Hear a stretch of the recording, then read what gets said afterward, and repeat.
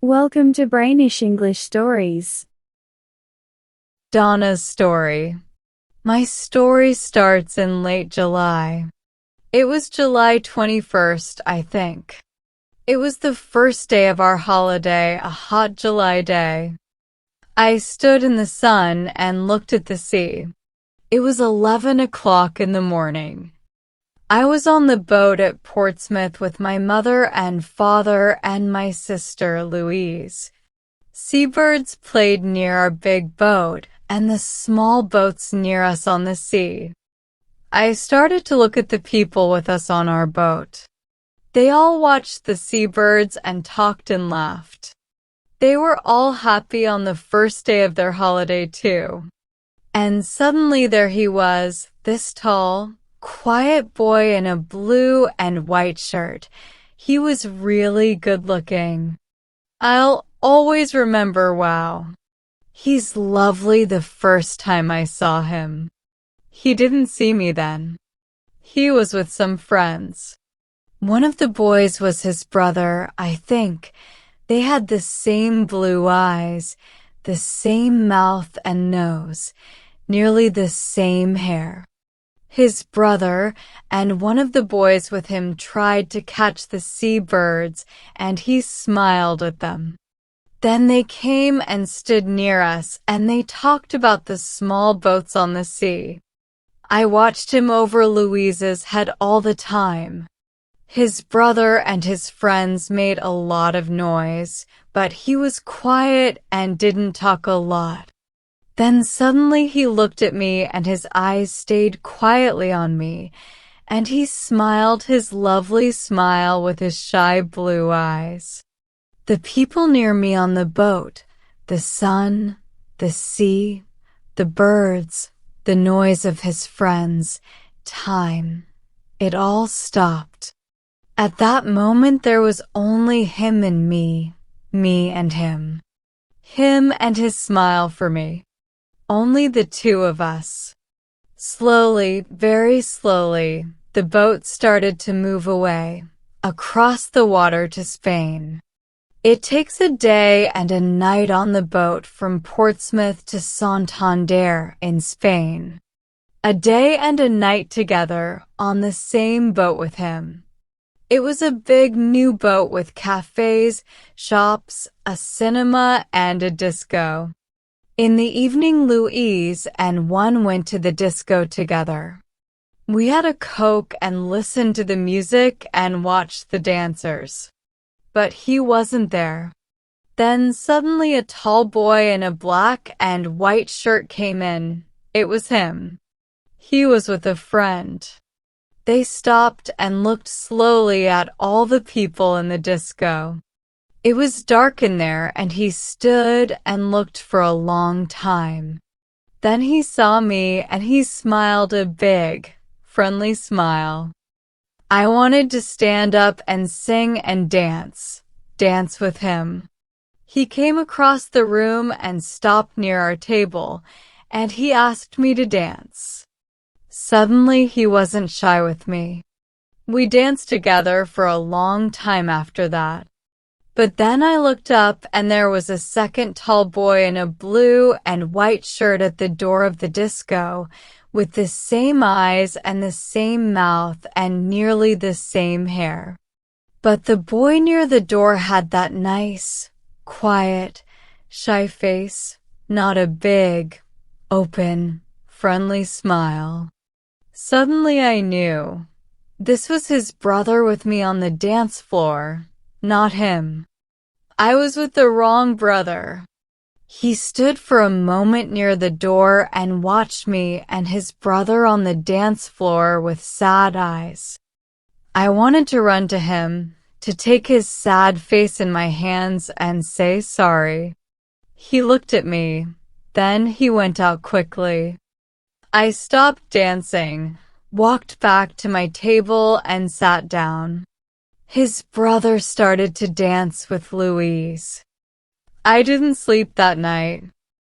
I thought about him all the time and listened to the noises of the boat and the sea.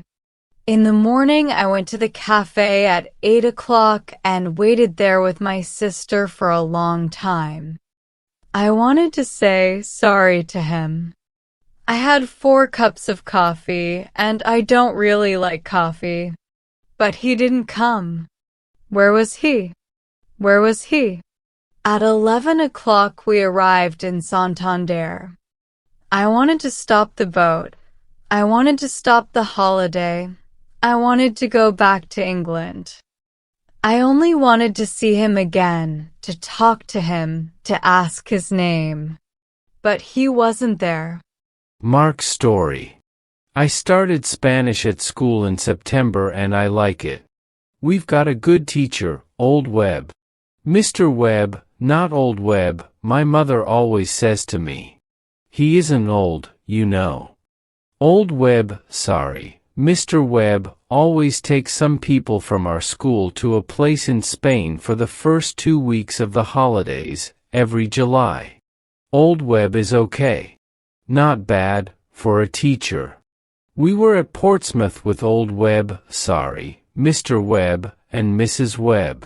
She's from Argentina. All the boys think she's good-looking, too.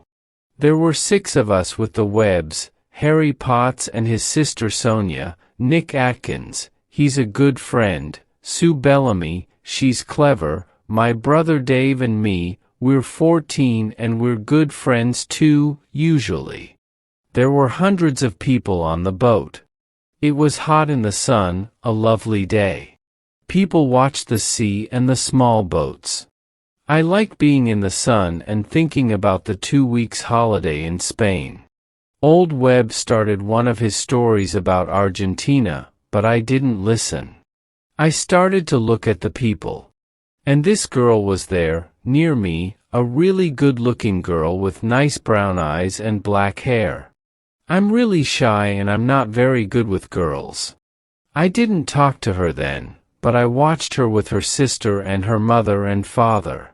Then they walked away and she smiled at me for a moment before they went.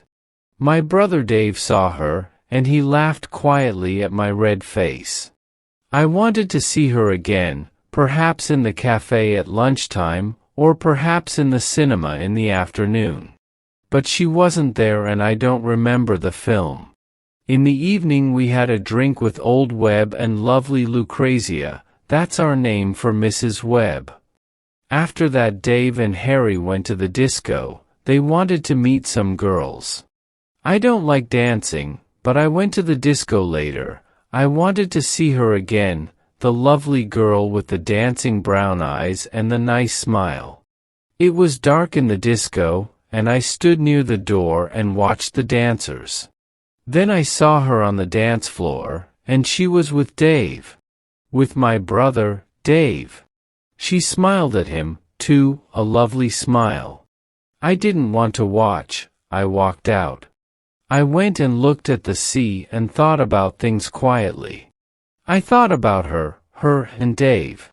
I was up early in the morning, before 6 o'clock. I went out again and watched the early morning sun and the sea. There was only one old man and the sea birds there with me. The old man smiled at me, but we didn't talk. I liked being quiet. I went in and had a coffee in the cafe, but I didn't want to eat. All the time I wanted to see her. I wanted her to walk into the cafe and come across to my table and sit down with me and tell me her name and talk to me. But she didn't come. I waited and waited, but she didn't come. At 8 o'clock I went to find Nick and Dave. Dave was very quiet all day, and he was really nice to me. And I didn't see her again before we arrived in Santander at 11. She wasn't there. The town story. Cumulus is a small town 50 kilometers from Santander, near the sea. In the town there are quiet streets of old buildings, and there is a small square. There are small shops and cafes with tables and chairs in the square, under the trees. A lot of people from Madrid come to Cumulus for their holidays, and a lot of people from England stay in the town too. In the evenings in June and July and August, people like to walk in the streets of Cumulus. They stop in the square and stand and talk together. Their children play together. Some people sit at the cafe tables and have a drink and watch the children or read their newspapers or talk. It was disco night in Cumulus on the evening after the boat arrived in Santander from Portsmouth. There were a lot of people in the square, Spanish people from Cumulus and Madrid, but families from England and France and Germany and Holland too. Some of the English families from the boat were there now, in Cumulus for a night or two. Donna was there with her family, at a table under some trees. Her eyes were on the dancers, but she didn't see them. The music was in her ears, but she didn't hear it. She didn't want to look or listen or dance. She didn't want to be there. She only wanted to see the lovely, shy boy from the boat, perhaps to dance with him. First, Mr. and Mrs. Webb wanted to go to a little place near the beach where they always had good fish. They wanted to have a good time on their first evening in Spain, and later there was the disco in the square at Cumulus. Mark didn't want to go. He didn't want to eat or dance or talk and laugh. He wanted to sit quietly and think about the good-looking girl on the boat. Where was she now? But Dave and Harry and Nick and Sue all wanted him to go. Later that evening, he walked into the square at Cumulus with his friends. They found a table at one of the cafes, and they all sat down. Mark looked slowly at the people at the tables near them. Donna looked sadly at the people dancing and standing in the square. Then their eyes met. Time stopped. He was here. She was here. He smiled at her with his nice blue eyes. She smiled back at him with her dark brown eyes. Suddenly he wasn't shy. He stood up and started to walk across to her. She was on her feet. Their hands met. She wanted to dance now, only with him. The others watched and smiled. They all knew. And Dave? Dave watched and smiled happily. You see, only Dave really knew the story. Only Dave knew his plan for his brother. And Donna and Mark started to dance. They were together.